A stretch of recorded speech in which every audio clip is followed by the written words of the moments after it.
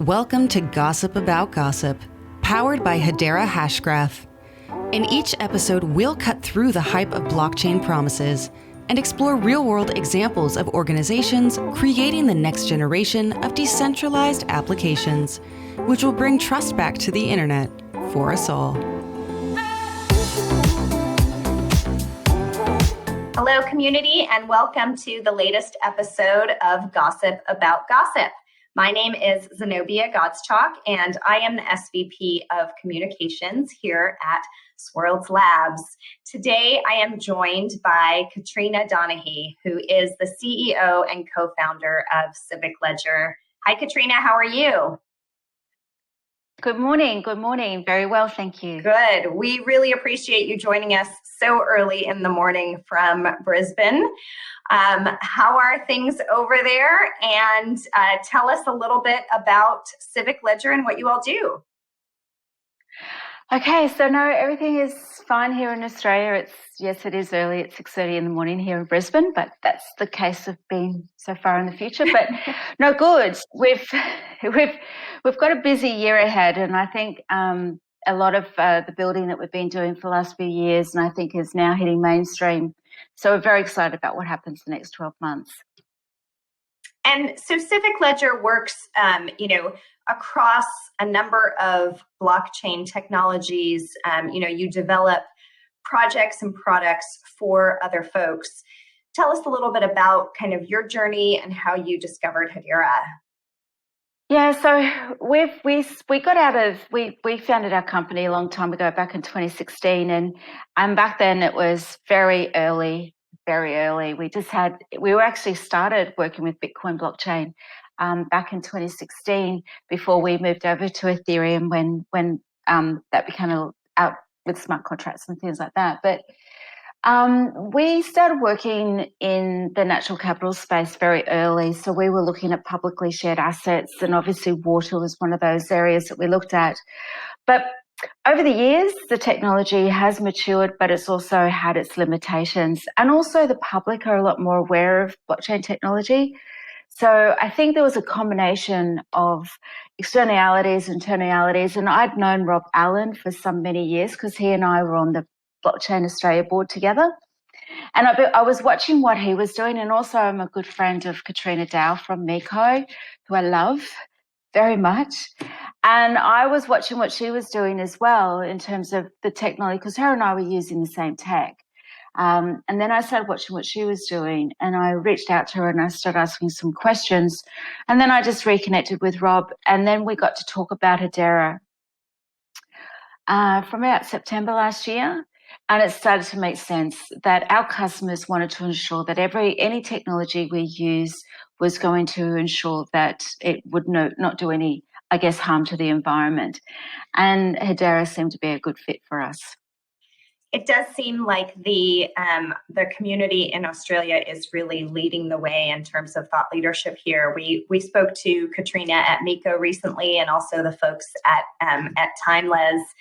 What do you think it is about Australia? And, I know some of the initiatives that both the private and public sectors there are pushing forward that makes you guys so innovative in this space.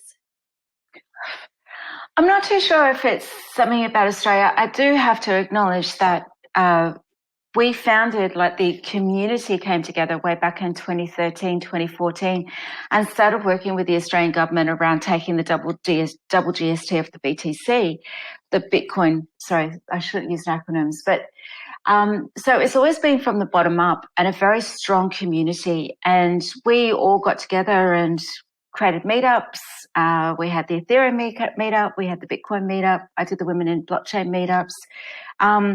But we founded the industry association, the Australian Digital Commerce Association, and from there we've really leaned forward, dragged government with us, particularly around regulation around cryptocurrency exchanges, having conversations with government. We sort of got an accidental roadmap in Australia for blockchain technology. And now, coming up to just a month ago with the Blockchain Australia week across Australia, it's always been community driven. And I don't think any of us have waited for permission. And I think that's the difference, is that we got shut out of a lot of places, out of a lot of rooms. People just didn't want to talk to us. But I think as a community, we could see what each other were doing. And we were very openly in sharing that with each other. Yeah, and I think that's an amazing part of this industry. As you've had some of those conversations, was there a tipping point where you decided, hey, we should make that move from Ethereum over to Hedera? We hear a lot of people say it's a cost. It's sort of a, understanding that predictability in cost. There's certainly the environmental aspects. Was there anything in particular that stood out to you? Yeah, look, I think we talk a lot as a development, in terms of the team, because one of the challenges when you're building with new technology is that you need to be able to find documentation. You need to find a community. You need to be able to find people who are talking about the technology. So when you have a problem with you can't solve something, you're able to go to the community and say, hey, we've got this problem. And the community will come back and say, we have solved it this way, or point you in the right direction. So we've always had that problem because we were very early. So then obviously Ethereum got a lot better in its terms of documentation, but we always were technology agnostic. It's really about what was the problem we were solving. But obviously, as we started to see the NFTs and the prices go up, it became a problem for us, and we had to start looking around. We use 4 smart contracts for our water markets, and for us to deploy one of our smart contracts, I think the last time we looked was going to cost about $2,500 Australian dollars just to deploy a contract. And wow. I remember the early days we could actually pass through 30,000 transactions. What did we do? We transferred about 50,000 transactions through Ethereum in less than 40 minutes for about $50,000 equivalent in Bitcoins. And so there was just various other things, and obviously also, yes, the transaction cost. When you're dealing with government or industry or your customers, you can't say to them, we don't know how much it's going to cost you. Right.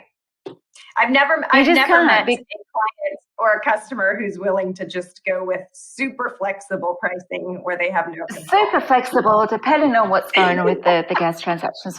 So then you've got to sort of you do your whole economics and your treasury and sort of say, well, okay, if we're going to seed Ethereum into the wallet so they can do their transactions, how much do we need to hold to do that? So it becomes a larger conversation, and it's a commercial conversation. And also, as we're starting to see, the media getting more involved, or asking more questions about, well, you're burning the planet, and this is not really good. And your customers will hold that into their minds. So you've got to allay their fears by showing them that you're being responsive and responsible. And the team, we did a lot of research, looking really deeply into Hedera, looking at all the pros and cons and all that sort of stuff. And because we don't take these decisions lightly. And then we sat down and we went, okay, let's give this a go. And we have been working with Hedera for the last 6 months now. Wonderful. Yeah. When you're building something that's so foundational to your business, I would assume you have to do that research and look at it from all angles, because to change that is a big lift. Yeah, it is. And we, as I said, we are technology, so we still keep libraries and things like that and explore, but we're quite happy with the tokenization service, and we've got to go into a whole lot of tokenization now with redevelopment of Water Ledger, the consensus service. So, and Dragon Glass, I'm getting used to Dragon Glass now, so we're using that at the moment too. And so, you mentioned Water Ledger. Tell the audience a little bit about what you are doing there and what your aims are for that project. Okay, so water is very complex. It's very complex, regardless of wherever you go in the world. Water will instill a reaction, an emotional reaction, a political reaction. Water is very, very complex, but it doesn't need to be complicated. So in Australia, we are one of the most maturest countries in the world. Well, one of the countries in the world that has the most mature water markets. And we use water markets so we can actually share water across multiple areas and agree on a price. So when you look at water, we will use water for agriculture, we use it for utilities, we use it for mining, we use it for industry, we use it for the environment. But in Australia, 70% of our water is used for agriculture. So we look at marketplaces so we can better understand how much water we have and how much water we're using, how much water we're sharing. But over time, this marketplace has not been efficient, has not been effective, and a lot of information is left out of the market, such as last traded price. So it's very difficult for farmers to know exactly how much to put their water in the market for and how much they should be buying their water for. So we have brokers and we have intermediaries. Yes. So it's like going to a crypto exchange, and when you go to a crypto exchange, you want to see the exact value of Bitcoin or Ethereum or HBAR. You want to know that's the right price, and you can see it on the same exchanges, all the same exchanges. The exchanges have got the same price. We can all agree. Not on water. Water is run by proprietary companies in terms of exchanges, and those exchanges are not required to provide data in real time. So the market gets very opaque, and we get information asymmetry, and we get big actors and little actors and all that sort of stuff. So it gets very complicated all over a megaliter of water. But water is really, really important because it underpins every economy on the planet. Every vertical on the planet has water dependency. But the challenge is that because we can't be clear on how much water we have, we tend to exceed the sustainable yield. We extract more than we can. So our solution, Water Ledger, is a peer-to-peer marketplace for the trading of water rights or water allocations. And it actually puts the farmer at the centre. So we build from the bottom up, not from the bottom down, from the bottom up, not from the bottom down. But we actually make the market compliant. So using things like the Guardian or consensus and tokenization, we're able to tokenize water resource systems. We're able to create digital wallets and allocate water into those digital wallets. And when the water has actually been extracted, we're able to burn those tokens.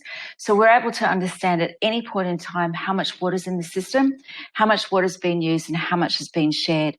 So the 5 pieces of information that we're able to provide through the work we do is authority. So can we prove that the person has the authority to be in the market? Ownership of the underlying asset, which is very, very important. So do you have the right to that asset? And does everyone agree that you do? Because you can't trade water that you don't have.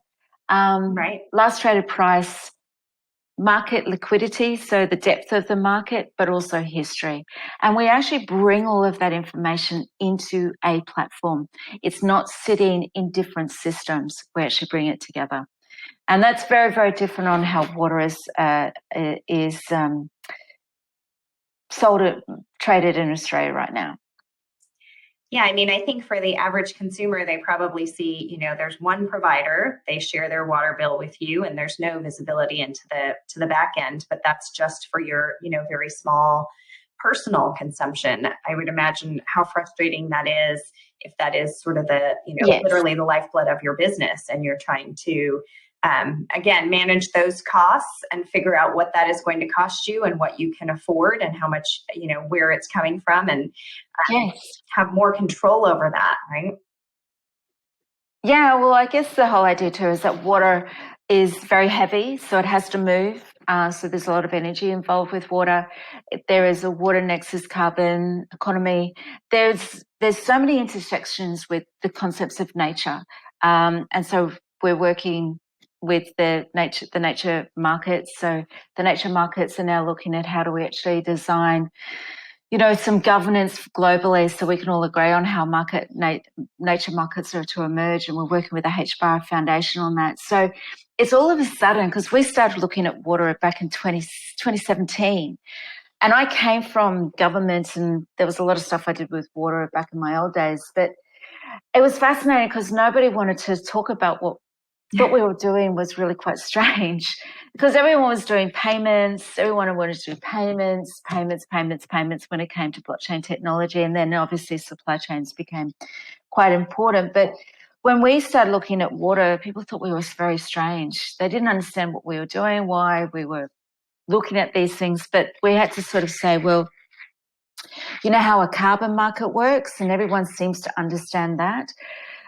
Because there's always a pushback. They think that water shouldn't be a commodity and therefore it shouldn't be traded because water is a human right. And we agree that water is a human right. We need to protect it as a public good, but we also need to ensure it has an economic value, because we use water every day for economic good. But we need to ensure that we can account for it and we don't take more than we can or extract more than we can before it starts to harm the environment. Right, so it can be a sustainable resource, right? One that we have. Oh, it has to be. Yeah, it has to be, because we have to be able to give water back to the environment. The environment actually has an authority. It needs to be given water to sustain itself, and also the First Nation people. So our First Nation people here in Australia, our Aboriginal and First and Torres Strait Island people, need to have cultural connection to water. It is essential to their country, to their culture, to their being, to their identity. But they only have because we separate land and water in Australia. So in the Murray-Darling Basin, they have less than 0.02% of water. And that's not fair. That's not right. So we've got to make sure that our governance, how we design our marketplaces, can ensure that First Nation right to cultural water is actually a right, as well as economic water as well. So there are a lot of different, people, individuals, parties, I'm sure government organizations that are impacted by what you are doing. What has the feedback been from the various different participants in the water ecosystem? Look, it's fascinating because water is so conservative. If you want to look at any industry across the planet, water is the worst, which is strange because it is such an important part of our lives, but it is very analog. It is very data siloed. It is extremely conservative, very slow to move, not wanting to change, like doing things from an engineering perspective. And that's challenging when you're going up and going, hey, here we go, here's a new way of solving a problem. But this is why blockchain technology is so important globally, is that it enables us to look at socioeconomics or governance through a different lens, where it's distributed, it's decentralized, it's from the bottom up, and it's peer-to-peer. And it's depend-only technology, as we know. But what it does is it actually allows us to bring a second layer of governance into the solution, where we actually put the person who has the pain points in the middle, and we build from their perspective. So everything that we do is a first layer of government, which is all the institutional instruments, that law, legislation, all those sort of things can be codified. But we bring a second layer of governance in, so everything is compliant by design. But it is interesting because you get a lot of no's. You get a lot of, we don't like blockchain, it consumes so much energy, it's that crypto thing. But you go to the person that has the problem.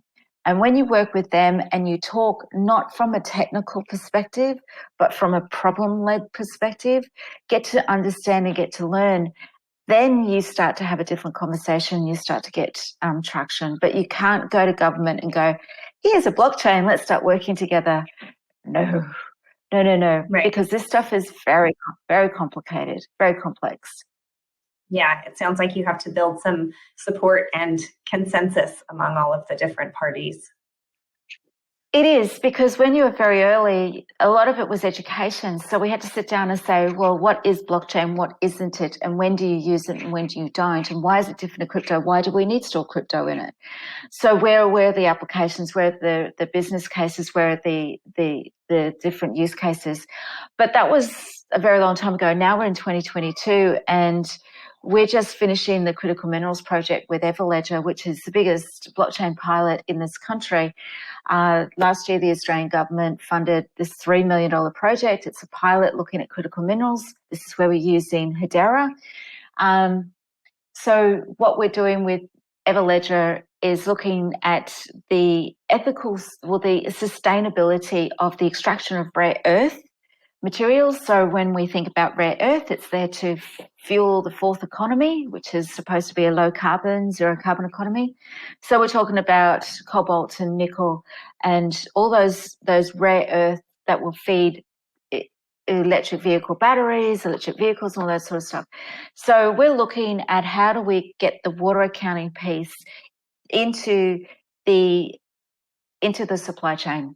So when that rare earth mineral goes into the marketplace, manufacturers are able to see the provenance of where the rare earth has come from and the ESG credentialing, and we're actually doing the water accounting piece.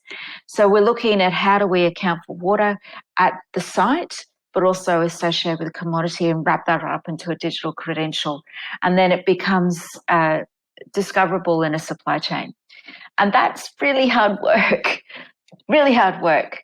But we're using the Hedera for that. And it's really groundbreaking because we're working, Ledger, a blockchain company that use Hyperledger Fabric. We're a blockchain company that's using now Hedera. And just using the different mechanisms of sharing data across from one protocol to another is really interesting. Well, and it seems like mining is such a big industry in Australia and such a big part of the economy. So getting transparency there, making sure that ESG goals are visible and accountable in that segment of the economy seems like a massive but certainly very worthwhile undertaking. It is, and it's interesting because you talked about government, and the mining industry do want to show that they're being sustainable, that they are good stewardships of whether it be water or earth or things like that. But it is challenging because the data is not connected up between government, the regulator, the mining, the manufacturer, and all that sort of stuff.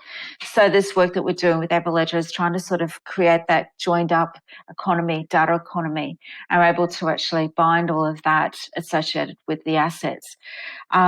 So it's really interesting. We're just about to finish that project. It's been 9 months, I think, of hard work, because what we have to look for is we have to look for data consistency. So we looked at the Global Reporting Initiative to inform the three, which is a standard in the 303, which is about water. And then we rolled that back into a framework, and then we rolled that back into some data rules and data fields and things like that. So it's all about how does data move and how do we make meaningfulness of it? Amazing. Well, it seems like certainly a case of, the days are long, but the years are short, right? It feels like you've probably been working on this for forever, but it's so nice to hear that it's all coming to fruition. Yeah, and we're actually taking Water Ledger live this year on Hedera. So we are rolling off critical minerals and rolling back on into Water Ledger and starting a project with in Southeast Queensland. We will be announcing that very shortly, and our work in Northern Australia is progressing quite well, and we still have a strong interest in the US as well. So hopefully we'll be able to get over to the US very soon, later in the year, to start to talk to potential customers as well. Very exciting. Katrina, is there anything else on the roadmap or otherwise that you'd like to share with our audience as we wrap up here? I think right now we've got a busy dance card. It's really just now moving over into the Hedera system, redeveloping Water Ledger, and going live in September. So that's our goal. September is go live. And that's when we start onboarding customers into the platform. And we're really looking forward to working closely with the Hedera team between now and then and over the next 6 to 12 months, because even though when we deploy it, there is so much more work to do. and the work that we're doing with the nature markets with HBAR Foundations, with HBAR Foundation offers us an opportunity to really think globally and bring the work we're doing in Australia into a global audience. And it's very, very, it's nice. It's nice to finally be able to have these conversations. Great. Well, it's taken a long time, but we're finally here. Well, Katrina, I hope you will come back in September or whenever you are ready to talk about how that deployment is going and what your customers are doing. Thank you so much for joining us today. We are excited to follow your progress. This project is inspirational and we love to hear what you are doing. So thank you. Thank you so much.